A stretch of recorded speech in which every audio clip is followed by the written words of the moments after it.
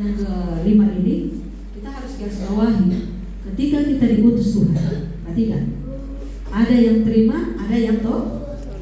Jadi jangan kaget kalau kita ditolak. Jadi jangan kaget karena kan sudah ditulis di sini. Ditolak. Makanya saya nggak sedih atau bagaimana. Di dalam jemaat ini ada yang terima, ada yang tolak juga. Ada yang terima, ada yang tolak. Enggak, saya nggak sedih. Karena itu bukan bagian saya. Dia menolak atau dia menerima itu urusannya dia dengan Tuhan. Urusan saya lagi, bukan bagian saya. Bagian saya adalah beritahu, ngajar, sampaikan. You ikut atau enggak, itu bukan urusan saya. Itu urusan dengan Tuhan. Ya, jangan stres. Kita kalau mau melayani orang yang kita layani itu masih juga begitu terus dia punya hidup. Ibu nggak berubah-berubah ya. Jangan lo stres. Ibu bukan urusanmu. Dia mau begitu terus itu urusannya dengan Tuhan. Urusanmu dengan Tuhan sudah beres karena kau sudah layani dia. Jelas? Ya, orang tua. Kalau sudah kasih nasihat sama anak, jangan ngotot. Jadi kalau dia tidak mendengar, dia sendiri yang rugi. Nanti aja, kalau dia udah jatuh, dia udah luka, dia berdarah, kan udah dibilang, ya udah, kau rasa sendiri. Cuman mungkin bahasanya bukan begitu ya. Ya anak-anak ya, ini kalian akan ketemu batunya kalau tidak nurut sama orang tua.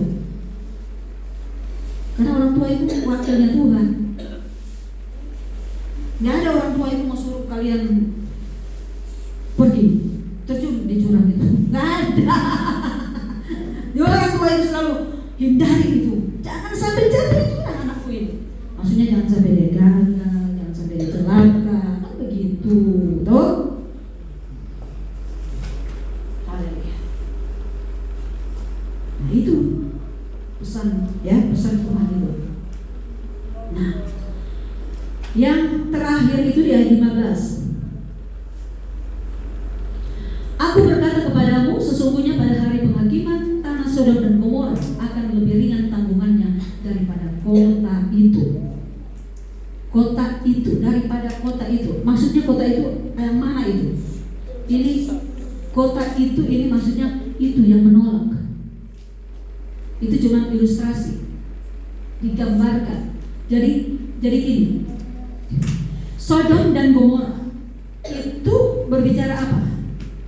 Manusia yang bobrok. Ya.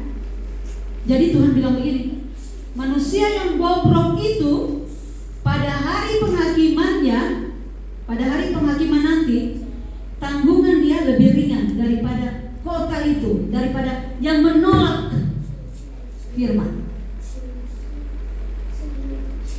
Kenapa lebih ringan? Karena Sodom dan Gomora kan kita tidak layani kan?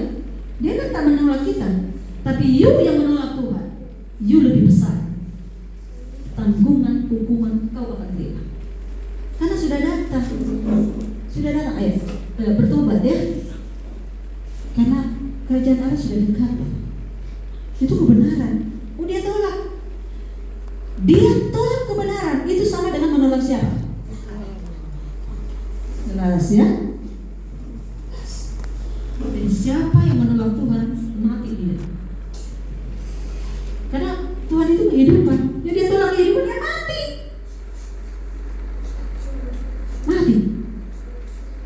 Amin. Jadi jangan sampai menolak firman. Ya. Kerajaan Allah sudah dekat. Bertobat. Ya. Yang paling terakhir, ya, yang paling terakhir, tidak ada orang yang ikut Tuhan tersesat. Tidak ada. Dengar baik ini, nggak ada yang ikut Tuhan dia tersesat. Nggak ada. Amin. Apa itu tersesat? Apa itu tersesat? Apa itu tersesat? Tidak sampai kepada tujuan. Kan tersesat itu kan, coba kalau pengalaman pramuka. Nah ini dia pramuka toh. Pernah camping ya? Nah, saya punya cerita pengalaman camping. Waktu camping kita ada penjelajahan gitu. Jadi malam-malam udah ditentukan ini oleh pembina. Sebentar sesudah makan malam kita akan itu penjelajahan. Cari jejak. Mencari jejak. Udah berpuluh tahun sudah tinggalkan itu. Jadi maklum harus di-upgrade lagi ya. Mencari jejak ya. Jadi nanti sesudah makan malam, ayo kita akan mencari jejak. Nah, jadi pembina itu sudah simpan semua. Nah, jadi itu sudah dipasang itu, ya kan? Tanda-tanda itu rambu-rambu. Jadi kita disuruh ikut rambu-rambu itu kan. Nah, kalau kita ikut terus itu rambu-rambu, kembali lagi ke tempat kita start tadi. Tapi kalau kita tidak temukan lagi rambu-rambu itu, satu saja meleset, sesat ya, nggak sampai ke situ. Jelas ini? Jadi kalau ikut Tuhan, kita tidak akan tersesat, ya. Tidak. Kita pasti akan sampai ke tujuan. Mana tujuan kita? Surga, langit baru, bumi baru, ya. Kenapa? Karena kalau ikut Tuhan, kita akan belajar firman, dan firman ini mengajarkan begini loh hidupmu ya. Kalau hidup itu mengampuni, ya, mengasihi, sabar ya, lemah lembut ya. Nah, menguasai diri ya, boro harus ada supaya kau sampai. Kan diajar. Makanya tidak tersesat. Coba mana ada orang mau tersesat kalau dia sabar terus? Ya kan? Sampai dia pada tujuan itu hidup. Nah, jadi tidak ada orang yang ikut Tuhan Yesus tersesat. Yang tersesat itu kalau ikut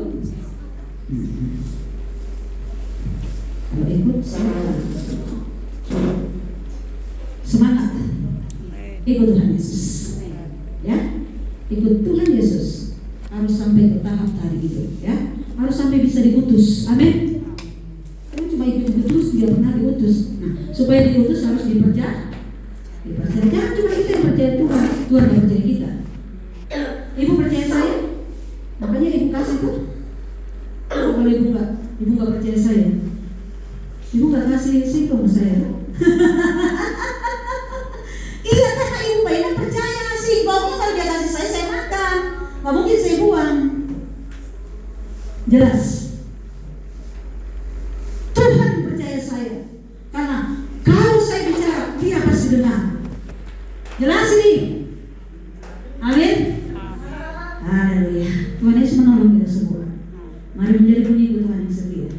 Oh, haleluya. Kita nyanyikan kembali lagi yang ketiga tadi ya. Mengikut Yesus utusan. Oh, haleluya. Sungguh-sungguh ya, nyanyikan pujian ini. Oh, haleluya. Terima kasih Tuhan. Terima kasih. Kami mau terus mengikut Engkau Tuhan, sampai Engkau percaya kepada kami, sampai Engkau memberikan kuasa itu kepada kami, dan selanjutnya Engkau memutuskan seperti ke-12 rasul, ke-12 murid. Haleluya. Terima kasih.